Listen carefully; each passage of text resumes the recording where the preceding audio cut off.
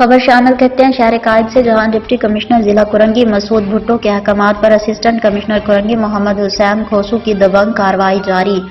چمڑا چورنگی سے کرنگی صنعتی ایریا کے آئی اے روڈ سے تمام ناجائز تجاوزات کا خاتمہ کر دیا۔ اسسٹنٹ کمشنر کرنگی محمد حسین کھوسو نے ڈپٹی کمشنر ضلع کرنگی مسعود بھٹو کے احکامات پر کرنگی انڈسٹریل ایریا میں کارروائی کی اور روڈ کے دونوں جانب ناجائز تجاوزات کو مسمار کر دیا۔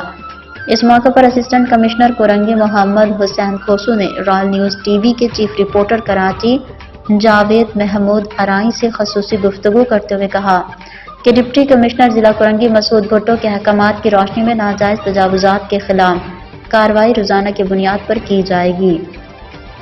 سب ڈویژن کرنگی میں جہاں بھی ناجائز تجاوزات ہوں گی، ہم انشاءاللہ اس کے خلاف کارروائی عمل میں لائیں گے۔